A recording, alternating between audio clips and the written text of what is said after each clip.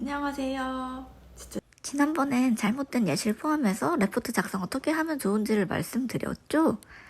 그래서 채점 기준이나 컴퓨터 활용법, GPT 활용법 등까지도 말씀을 드렸습니다. 본격적으로 레포트 어떻게 쓰면 좋은지 얘기를 드려보도록 하겠습니다. 일단 레포트라는 거는 기본적인 형식이나 이런 게 다 논문에서 오는 거예요. 이제 교수님들이 몇십 년 동안 너무너무 익숙한 그 논문이라는 포맷을 가지고 와서 우리가 이제 그걸 참고로 학생들을 가르치는 상황입니다. 그렇다 보니 논문의 형식을 그대로 따른다고 보시면 됩니다. 논문 같은 경우에는 이런 형식을 갖추고 있습니다. Abstract, Introduction, 그 다음에 데이터 앤 리저트 있고 메소드 있고 뭐 이런 식으로. 레퍼런스까지. 사실 저도 알아요. 레포트 쓸 때 레퍼런스 쓰기 쉽지 않다는 거. 왜냐면 다들 소스가 따로 있으시거든요. 책 하나하나 보면서 쓰신 거 아니잖아요. 그건 아는데 그냥 형식을 맞추기를 원하니까 맞춰주는 거를 하셨으면 좋겠고, 앱스트랙은 보통 레포트에서는 많이 요구 안 하기도 하는데, 앱스트랙트가 뭐냐 하면은 되게 압축적으로 이 논문을 설명한 내용이에요. 우리가 책을 사서 볼지 말지 결정을 할 때도 일단 책 표지와 책 제목을 보겠죠. 누가 썼는지 보고. 그거 똑같이 합니다. 그리고 책을 열어봤을 때 뭐 대충 소개를 본다든지 할 수 있잖아요. 그런 게 앱스트랙트예요, 사실. 그래서 정말 간단히 쓰면 돼요. 전체 내용이 요약돼서 담기면 된다 했을 때 그 메소드에 대한 내용을 너무 디테일하게 적는 경우도 있더라고요. 막 그래서 몇 퍼센트의 버퍼가 쓰이고 이런 거 있잖아요. 근데 사실 그런 내용은 전혀 필요치 않다. 그래서 우리가 이런 실험을 이번 논문에서 한다 라는 내용이 일단 들어가고, 예를 들면 헬라세포를 배양하는 게 이래서 중요한데 그래서 그걸 실험을 했다 라는 내용이면 돼요. 그래서 조기 배양, 계대 배양, 동결 보존을 실험해 보았는데 해보니까 이러이런 결과를 얻었다. 결과를 막 너무 디테일하게 다는 안 쓰셔도 되지만 약간 간단하게 뭐 결과가 잘 안 나왔다 라든지 뭐 셀 바이어빌리티가 어느 정도 됐다 라든지 이런 걸 쓰시면 돼요. 이거는 이러이러한 것 때문인 것 같다 라는 식으로 쓰시면 됩니다. 그렇게 하면 앱스트랙트. 아주 짧게 써보는 연습을 하는 겁니다. 자소서 쓰러 가보면은 생각보다 짧게 쓰라는 데 되게 많거든요. 근데 되게 막 다 쓰고 싶은 게 너무 많은데 짧은 경우들이 있어요. 그래서 이런 거를 연습해 본다라고 생각해보면 어떨까요? 그래서 아무튼 앱스트랙트는 줄글이어야 돼요. 근데 앱스트랙트는 사실 요구하지 않는 교수님이나 학교도 많기 때문에 요 정도만 하고 넘어가도 되고요. 그래서 앱스트랙트를 보고 원래는 이제 교수님들이 논문을 볼 때는 위에 이렇게 제목을 보고 나랑 관련 있는 건지 일단 볼 거고, 그리고 앱스트랙트를 그 그림으로 나타내거나 하는 것들도 있어요. 그래서 그림 싹 보고 이거는 볼만 하겠네 뭐 한다든지, 뭐 앱스트랙트 내용을 보고 이거 한번 봐야겠네 한다든지 하거든요. 그래서 우리는 앱스트랙트를 잘 쓰면 이게 내 레포트 내용이구나 라고 볼 수 있는 거를 써보는 연습을 하는 거죠. 아무튼 그렇고, 그 다음 인트로덕션. 이제 인트로덕션부터 쓰는 경우도 많이 있겠죠. 그럼 인트로부터 쓰겠다 했을 때 인트로 내용에 뭐가 들어가냐? 그러면 이번 실험에서 쓰이는 이론, 그런 내용을 쓰시면 됩니다. 세포 배양이 중요하다, 이렇게 산업에서 세포 배양이 중요한데 그 중에서도 헬라세포는 뭐 어떠한 세포다 라고 쓰는 거죠. 이번에는 부착성 세포였잖아요. 그 부착성 세포다 보니 계대 배양을 하려니 뜯어내야 되더라. 그래서 그런 거 뜯어내려면은 또 이런 요소들이 필요하고 뭐 이런 걸 쓰시면 된다. 근데 난 도통 뭘 써야 될지 모르겠다 하실 수도 있을 것 같아요. 그러면 분명히 조교나 교수님이 준 유인물이 있을 거예요. 뭐 강의를 해주셨던지 아니면 유인물이 있겠죠? 그럼 그 유인물에서 그 요소들이 있어. 제목 PPT 하나하나마다 제목이 있을 거란 말이죠. 그러면 그것들이 쓰시면 되는 내용인 거예요. 그래서 그렇게 쓰면 된다. 그래서 논문들에는 보통 줄글로 쫙 써있지만 나는 그렇게 줄글로 못 쓰겠다 하면은 그냥 뭐 헬라 세포 계대 배양 이렇게 쓰시면 됩니다. 그렇게 쓰면 되는 거고, 이분처럼 이렇게 딱 파트 나눠서 헬라세포, 뭐 게대배양, 세포박리, 배지 조성, 트라이픈블루 염색법 이렇게 따로따로 쓰셔도 된다, 인트로. 오히려 저는 근데 학생 때는 그렇게 쓰는 게 편하시고 많지 않나 했는데 생각보다 잘 쓰셨더라. 레포트라는 게 보면은 크게 이론적인 내용을 앞에 쓰는 인트로까지의 파트가 있고, 그러니까 있는 그대로 쓰면 되는 파트들이 앞에 있고, 뒤쪽에 리절트나 이제 디스커션 쪽은 내가 생각을 해서 뭔가 분석을 해서 써야 되잖아요. 그런 거에 약간 어렸을 때 자신이 없었어요. 내가 이걸 잘 하는 사람인지에 대한 자신이 없었거든요. 그래서 저는 나는 인트로에 목숨을 걸겠다 라는 식으로 전략을 짰던 사람입니다. 그래서 여러분들도 내가 잘 할 수 있는 게 뭔지 생각을 해보고 한쪽에 집중을 하는 것도 나쁘지 않다고 생각합니다. 사람들이 제일 길게 늘어지게 쓸 수도 있는 파트가 인트로인데, 그 어차피 다 채점 요소들은 다 있거든요. 특히 인트로가 제일 그래요. 그러니까 그런 거는 너무너무 스트레스 받으면서 쓰진 않으셨으면 좋겠고, 요즘에는 또 말을 내가 어떻게 막 마무리를 못하겠어 뭐 이러면은 GPT한테 이상하게 써놓고 주고 고쳐달라고 하면은 아주 매끄럽게 고쳐준답니다. 그 다음에 이제 메소드나 머티리얼에 대해서 써라 하는 데도 많이 있을 거예요. 사실 지금 요즘 컴퓨터로 할 때는 그냥 끌고 붙이면 그만이잖아요.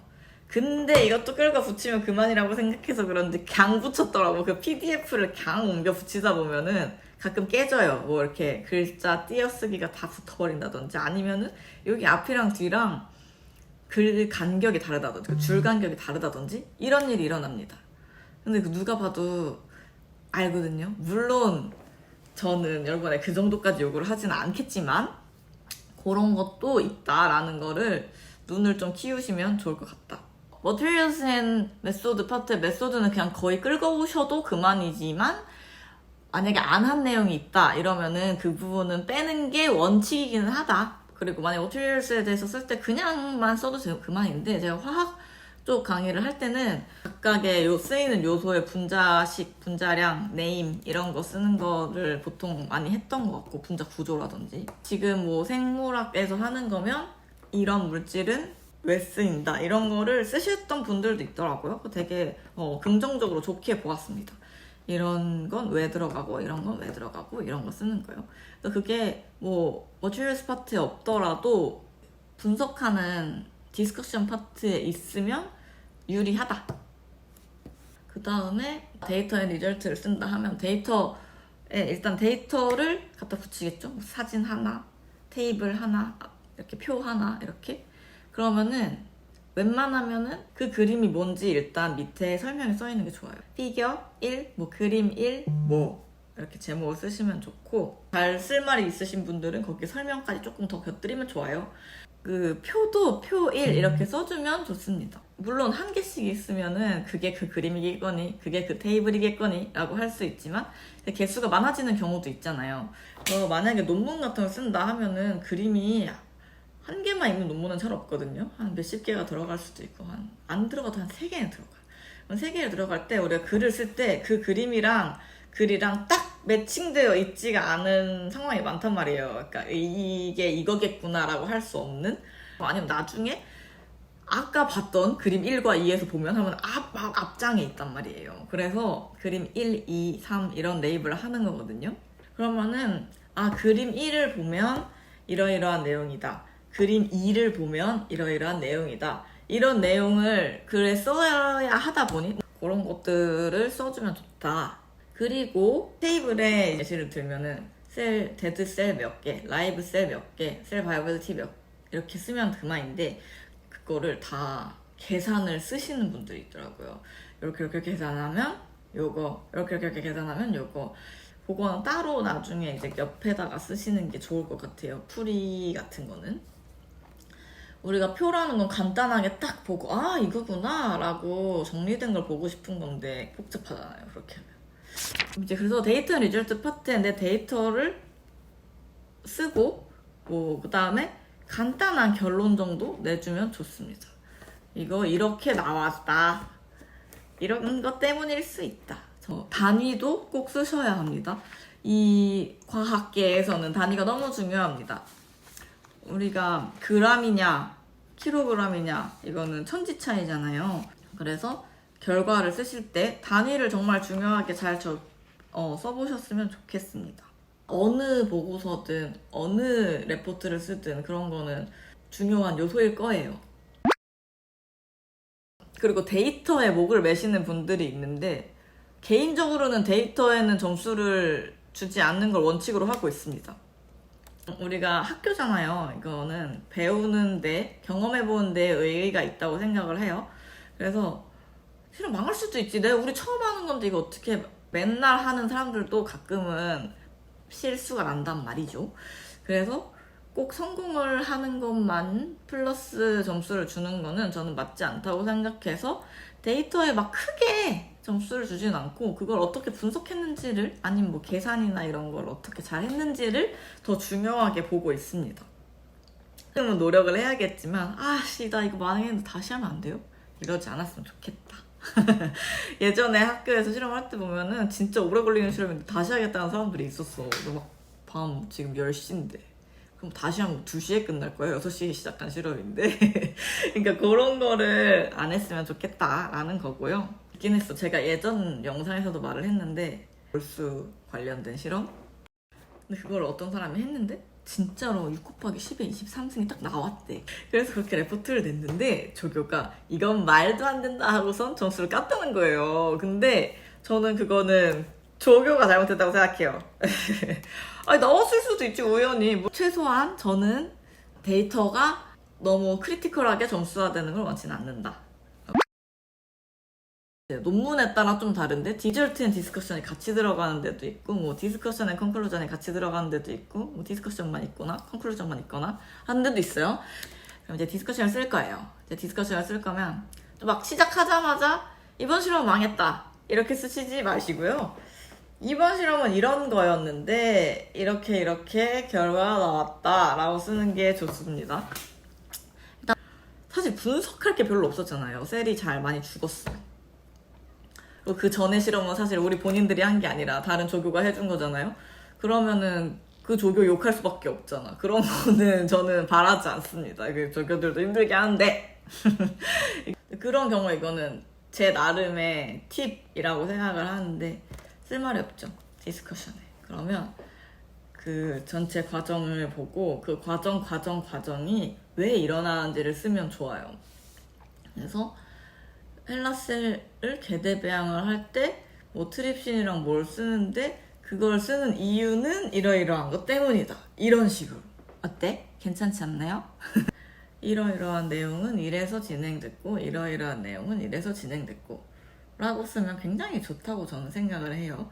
그래서 뭐 인트로나 데이터 앤 리절트 뭐 머티리얼 이런 데서 원리를 설명하지 못하신 부분이 있을 거예요. 그런 게 디스커션에 들어가면 저는 좋다고 생각합니다. 아무튼 안 된 이유에 대해서도 적겠죠. 우리가 뭐 실험이 안 됐을 때 이러이러한 부분이 안 된 것 같다 라고 쓰면 돼요. 막 거의 반성문처럼 쓰시는 분들도 있더라고요. 이러이러한 걸 내가 잘못했던 것 같다 막 이렇게 쓰시는 분도 있는데 그럴 필요 없어요. 반성하라고 쓰는 반성문을 제가 과제로 낸 게 아니니까 그냥 이런 건 이런 부분이 문제가 된다. 이런 걸 보완해야겠다. 이 정도만 쓰시면 되고 그리고 이게 일기는 아니거든요. 그래서 되게 보람찬 실험이었다. 이렇게 쓰는 거가 약간 어색해요. 그래서 그런데 의의가 있다. 뭐 이런 식으로 그 끝부분을 순화할 수 있으면 좋겠습니다. 이러이러한 요소는 이래서 하는 거고 뭐 이런 거는 이래서 하는 거고 이런 거를 쓰면 좋다. 레포트는. 그러고 나서 레퍼런스는 꼭 달아주기. 형식적인 거지만 그거를 레퍼런스를 또 이 부분은 레퍼런스 1번에서 달아왔고 이걸 진짜로 쓰신 분들이 있더라고요. 근데 사실 그것도 나는 좀 의심돼. 정말로 그렇게 하나씩 본인이 쓴 게 맞을까? 라는 생각이 들거든요. 그래서 그렇게까지는 안 해도 돼요. 근데 실험에서는 어찌됐건 안전이 제일 중요합니다. 회사 가면 실험하다 다치시는 분들이 있어요. 근데 꼭 대부분 1, 2년 차만 사고가 나요. 신기하죠. 그리고 그것도 초대조를 하고 오시는 분들이 사고가 많고요. 이게 아무래도 대학원을 거치거나 하신 분들은 아 이런 건 다치는구나 교육이 되신 건데 그런 경험이 많지 않다 보니까 다치시기도 하거든요. 그래서 할 때 원칙을 잘 지켜주시고 이렇게 할 때 이렇게 하면 다치겠다 이런 거 조금 다칠 것 같으면 그때라도 멈추고 다시 이렇게 뭐 정비를 하고 학교에서는 그냥 다쳤으니까 어떻게 가서 치료받아 하고 끝이지만 회사에서는 세상 사람들 얘가 다쳤습니다 하면서 메일이 뿌려집니다. 근데 요즘에는 그 중대재해처벌법이 너무 강해져서 만약에 큰 사고가 나면은 좀 큰 사고가 나면은 윗사람이 처벌을 받게 돼 있어요. 그래서 저희 회사 같은 경우에는 되게 깐깐하게 이제 단속을 하기 시작했어요. 뭐 지금 실험실에서야 지금 자유롭게 계시죠? 네, 이거 다 해야 되고 안경도 껴야 되고 여기 신발도 안전하라 그래서 되게 무겁고 딱딱한 거 신어야 돼요. 사실 바이오라서 저희가 막 그렇게 다칠 일이 있나 싶은데 그럼에도 그렇고요. 매일매일 와서 얘네가 안경 썼는지 안 썼는지 보러 오시고 너가 안 썼... 그 바로 윗상사한테 막 보고가 올라가요. 얘가 보안경을 안 썼더라 하면은 거기서 즉시 중지, 실험 즉시 중지 막 이런 그런 이제 지시가 내려오고 한단 말이죠. 별것도 아닌 것 같은데 라고 생각하지만 그런 게 쌓이다가 사고가 난다고 회사에서는 생각을 하니까 그러니까 메이저한 사고로 만약에 기록이 되면은 이제 점수가 깎입니다. 산재 처리를 해주지만 그 해고과가 C일 수 있다. 그래서 정신을 바짝 차리고 있어야 돼요. 그런 게 있으니까 실험실에서부터 그런 걸 연습해서 가면 좋다. 그리고 저도 알아요. 이게 실험 오기 전에는 뭔 소리를 하는 건지 하면서 오잖아요. 모든 수업이 다 그렇지 뭐 내가 예습을 해오는 사람이 있을 것도 아니고 그러면 뭔 소리를 하는 건지 싶잖아요. 근데 실험의 장점은 내가 실습을 해보면서 조금 이제 몸에 살짝 와닿을 거예요. 그렇고 나서 나중에 레포트를 쓰면서 이게 이런 거였구나 라고 한번 생각을 하고 그리고 시험 공부하면서 완전하게 익히는 것 같았는데 이제 시험 끝나고 나면 머릿속에 사라지는 그런 과정이잖아요. 그래도 실험을 해보고 안 해보고는 차이가 크니까 내가 인생을 살면서 앞으로 무슨 일을 하게 될지 모르고 무슨 실험이든 약간 해보는 거는 다른 실험에도 도움이 돼요. 내 섬세함을 기르는 데도 도움이 되고 내가 이럴 때 문제가 생기는구나 하는 거를 볼 때도 도움이 되니까 경험할 수 있을 때 경험을 하려는 노력을 했으면 좋겠어요. 나중에 나이 들어서 처음 접하는 것보다는 어릴 때 최대한 많이 접하는 게 좋거든요.